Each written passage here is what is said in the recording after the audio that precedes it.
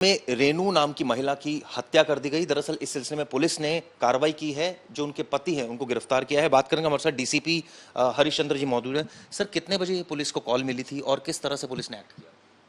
ये लगभग 4 से 5 के बीच की बात होगी, परसों की इवनिंग आवर्स में। उसमें जो है वो जो अजय कुमार हैं, जो मृतका के भाई हैं, इनके द्वारा पुलिस को कॉल किया गया था कि इनकी बहन 2 दिन से मिसिंग है और मिल नहीं रही है। इस पे तत्काल जो है एसएचओ और एसीपी वहाँ पे पहुँचे। तो अंदर से जो है वो लॉक लगे हुए थे, दरवाजे बंद थे। उनकी अजय कुमार की उपस्थिति में जो है वो लॉक को ब्रेक किया गया और जब अंदर के कमरों में हमने जाके देखा, ग्राउंड फ्लोर के जो बेडरूम थे उसके बगल में जो बाथरूम था, वहाँ पे वो लेडी जो है वो मृत अवस्था में पड़ी हुई थी। इस पे जो है वो फिर सीनियर ऑफिसर्स को कॉल किया गया और फॉरेंसिक की टीम वहाँ पे आई। टीम ने डिटेल्ड एनालिसिस किया।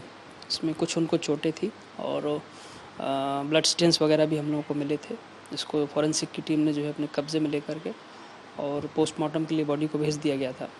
भाई ने एक जो है वो एप्रीहेंशन जारी किया था कि इनके हस्बैंड से इनके रिलेशंस अच्छे नहीं थे और अक्सर जो है वो मारपीट की बात आती थी। इसमें जो है वो एक तहरीर उन्होंने एप्लीकेशन दी थी, जिस पे हमने एफआईआर 302 की रजिस्टर्ड की थी और रजिस्टर्ड करने के बाद हमने उसकी जो है वो तफ्तीश की। बाद में जो है वो जब डिटेल्ड में जो है वो उस घर की तलाशी ली गई, ग्राउंड फ्लोर, फर्स्ट फ्लोर, तो उसमें जो है वो स्टोर रूम में जो है उनके हस्बैंड जो नितिन नाथ सिंह उनका नाम है, वो मिले हम लोगों को और उनके कब्जे से मृतका का फ़ोन भी मिला।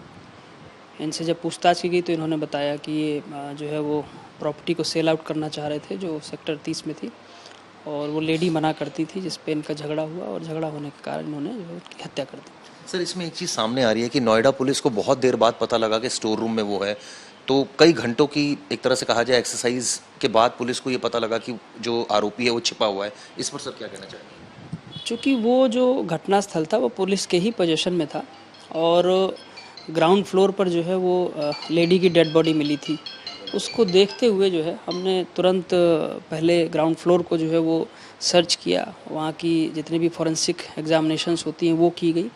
उसके बाद सीसीटीवी फुटेजेस वगैरह हमने देखे और जो वहाँ पे नौकर थे उनसे बात की, जो घर का काम करने के लिए मेड आती थी उनसे बात की, पड़ोसियों से बात की और इनके परिवार के लोगों से, रिश्तेदारों से बात की। इस पूरे प्रोसेस में जो है वो काफ़ी टाइम लगा। इसके बाद ऊपर का जो फ्लोर था, फर्स्ट फ्लोर था, हमने सर्च किया। जब फर्स्ट फ्लोर के भी सारे जो है वो दरवाज़ों को तोड़ करके, क्योंकि वो भी लॉक लगे हुए थे और फर्स्ट फ्लोर काफ़ी कम यूज़ होता था, तो जब उनको तोड़ करके एक एक दरवाजे को डिटेल्ड में देखा गया, क्योंकि हमें ये भी था कि कोई डॉक्यूमेंट्स ऐसा तो नहीं है जो कि पुलिस को मिलना चाहिए, और पासपोर्ट है और बाकी जो है वो और भी डिटेल्स थी जो हमें चाहिए थी। तो उसको जो है जब ऊपर के फ्लोर को सर्च किया गया रात में, तो उसको सर्च करने के बाद जो है वो जो स्टोर रूम था जो बिल्कुल कॉर्नर में था, उसमें ये जो है हमें पाए मिले। तो सर, क्या स्टोर रूम लॉक था बाहर से? क्या इसका दूसरा भी गेट था? कोई इस तरह की बात सामने आई? स्टोर रूम लॉक था, इन्होंने जो है चेन से उसको अंदर से जो है वो लॉक कर रखा था, ताला लगा रखा था। तो जो मृतका के ब्रदर थे उनकी उपस्थिति में जो है वो उसको ब्रेक किया गया, तोड़ा गया और फिर इनको जो अंदर से बरामद किया तो गया। सर, बाहर से यानी कि कोई लॉक नहीं था, अंदर से उन्होंने लॉक कर रखा? अंदर से इन्होंने चेन के थ्रू लॉक कर रखा। तो ये इसके दो ही गेट थे या एक ही गेट था सर? स्टोर रूम का एक ही गेट था। एक ही गेट था। सर, इसमें मोबाइल जो दोनों थे वो दोनों ऑन थे, उनकी रेनू का और उसके हस्बैंड का, दोनों की लोकेशन? नहीं, मोबाइल ऑफ कर रखा था इसने, कुछ पर्टिकुलर टाइमिंग के लिए ऑन करता था, तो उसकी हमको डिटेल्स भी मिल गई थी, बट जनरली इसने मोबाइल ऑफ कर रखा था, ये चार्जिंग पे लगा रखा था। इनसे जो पूछताछ हुई उसमें इन्होंने बताया कि अगर जो हम थोड़ा सा भी लीनियंट होते वहाँ से, तो ये वहाँ से चुपचाप से भाग करके और फिर अपने लॉयर से कंसल्ट करके फ़ौरन चला जाता। सर, आपने बताया 4 बजे के आसपास टीम पहुंची, तो टीम पूरे एंड तक स्टेशन रही थी, तभी वो आरोपी भाग नहीं पाई, ये कहना चाह रहे हैं सर? जी, टीम हमारी जो है अर्ली मॉर्निंग नेक्स्ट डे तक रही है। पकड़ने के बाद भी जो है हमने सर्च पूरा जारी रखा था ताकि कोई चीज़ मिस ना हो जाए।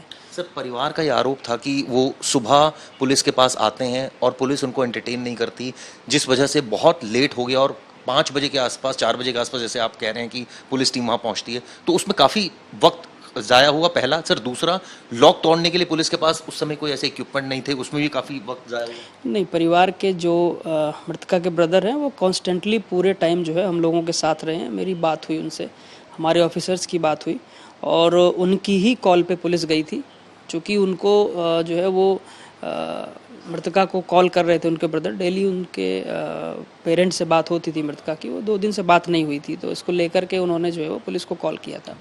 और जब कॉल किया है तो तुरंत पुलिस पहुंच गई थी। जैसे ही हमें प्राइमरी इन्फॉर्मेशन मिली, हम लोगों ने एक्ट किया। पहुंचने के बाद जो है, चूँकि उस घर में और कोई था नहीं, मृतका और उसके पति के अलावा वहाँ कोई नहीं रहता था, इसलिए हमारी जिम्मेदारी थी कि हम परिवार के किसी एक सदस्य को लेकर के कार्रवाई को जो है अंजाम दें।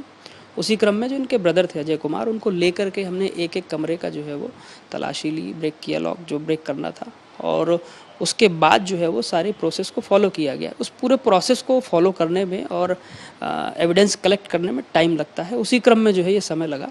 और चूँकि ये घटनास्थल पुलिस के ही पोजीशन में था, इसलिए वो भाग भी नहीं पाया। अगर पुलिस के पोजीशन में नहीं होता तो वो भाग गया होता। सर, इसमें एक चीज़ और सामने आ रही है, मुझे क्या वक्त बता सकेंगे कि उनके ब्रदर ने कितने बजे कॉल किया जो आपने की टीम 4-5 बजे पहुंची? जो एग्जैक्टली तो मैं टाइमिंग मुझे देखना पड़ेगा, बट 4 से 5 के बीच की बात है जो मुझे मेरे ऑफिसर्स ने बताया था। और जैसे ही उनके द्वारा बताया गया, with in I believe 15 to 20 minute सभी लोग पहुंच गए थे। सर, जिस तरह से सर्चिंग की गई, आपने बताया कि कोई इतना बड़ा तो घर था नहीं कि इसमें बहुत ज़्यादा वक्त लगता एक एक रूम को अगर खोल के। क्या सारे रूम लॉक थे? कितने रूम थे ग्राउंड फर्स्ट के अगर माना जाए तो? नहीं, बड़ा घर था वो, और ग्राउंड फ्लोर में भी जो है वो काफ़ी कमरे थे, फर्स्ट फ्लोर में भी काफ़ी कमरे थे। फर्स्ट फ्लोर इनका यूज़ नहीं होता था। इनकी जो नितिन है, इनकी मदर की डेथ के बाद जो है वो अक्सर बंद रहता था। तो फर्स्ट फ्लोर को, ग्राउंड फ्लोर को, दोनों को सर्च करने में थोड़ा सा समय लगा। और चूंकि डॉक्यूमेंट्स हमको सर्च करने थे, इंपॉर्टेंट चीज़ हमारे लिए थी, कोई ऐसा तो नहीं है कोई नोट हो, कोई ऐसी डॉक्यूमेंट हो, तो वो उसको देखने में थोड़ा समय लगता है। उसी क्रम में मैं आपसे लीगल प्रोसीजर जानना चाह रहा था। जब इस तरह की बॉडी मिलती है, डेड बॉडी, वो ठीक है, हमें प्रैक्टिकली नज़र आता है कि वो आदमी की डेथ हो गई है, क्योंकि इतना एक्सपीरियंस है, देखकर हम अंदाज़ा लगा लेते हैं। इनिशियली पुलिस की जिम्मेदारी ये होती है कि पहले वहाँ पर टाइम ज़ाया करे, या इमीडिएटली जो जो उस समय जो मर गया है उसको अस्पताल पहुँचाया जाए? नहीं, टाइम ज़ाया करने की तो बात ही नहीं है। जो फॉरेंसिक एग्जामिनेशन होता है वो इसलिए होता है कि वो डेड बॉडी को जो है वो एग्जामिनेशन में लेके जाते हैं, वो देखते हैं कि जिंदा है या नहीं है।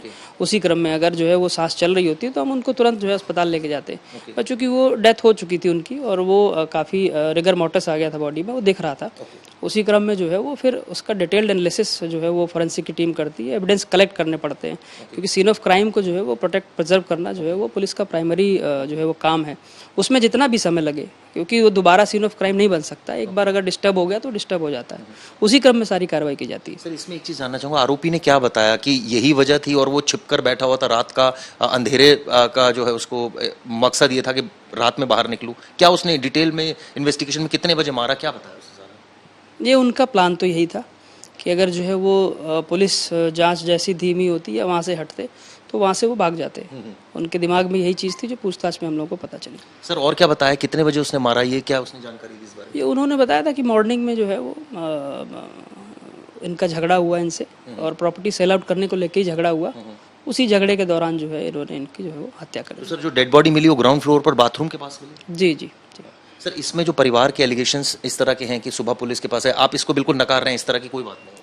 मेरी जो उनके ब्रदर से बात हुई है तो उन्होंने तो मुझे इस तरह की कोई बात नहीं बताई है। मेरी जो कांस्टेंट उनसे बात हो रही है, उन्होंने 4 साढ़े 4 के आसपास पुलिस को कॉल किया, तब से पुलिस एक्टिव थी। सर, 7 से 8 घंटे लगे आरोपी को ढूंढने में, वो घर में ही छिपा हुआ था।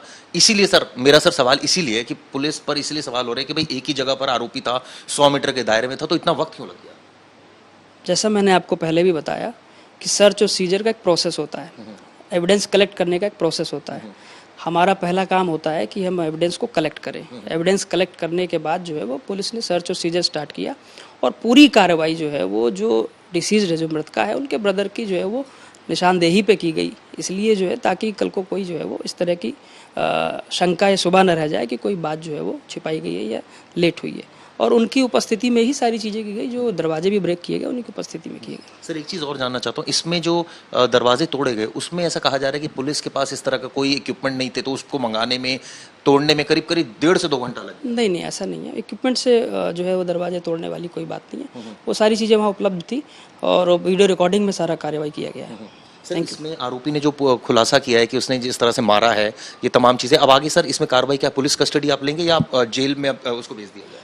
उसको कल जुडिशल कस्टडी में भेज दिया गया है। अभी हम लोग जो है वो जो फॉरेंसिक एग्जामिनेशंस के जो भी हमारे डॉक्यूमेंट्स हैं उनको भेजेंगे और उसके बाद पोस्टमार्टम रिपोर्ट के आधार पर आगे कार्रवाई करेंगे। सर इसमें एक चीज़ और जानना चाहूँगा, ये जो आरोपी के फ़ोन थे, आपने बताया कि इनकी जो मिसेस का फ़ोन था वो थ्रू आउट बंद था और इनका फ़ोन बीच बीच में ऑन होता था, यही कहना चाह रहे हैं सर आप? फ़ोन के जो है वो डिटेल्स हम लोगों ने जो है मंगाए हैं, जैसे ही आएंगे वो शेयर किए जाएंगे। Thank you. देखिए डीसीपी नोएडा जिन्होंने डिटेल में बताया किस तरह से पूरा मामला हुआ। हालांकि उनका कहना है कि पुलिस की तरफ से तो लापरवाही नहीं हुई, लेकिन ऑब्वियसली 7 से 8 घंटे का वक्त लगा और उसमें उनका कहना है कि लीगल प्रोसेस होता है जिसमें वक्त लगता है, उनका साफ साफ ये कहना है, और इस आधार पर ही कार्रवाई हुई। बहरहाल जांच इस पूरे मामले की जा रही है, आरोपी को जेल भेज दिया गया है। कैमरा विनोद के साथ चिराग गोटी, नोएडा आज तक।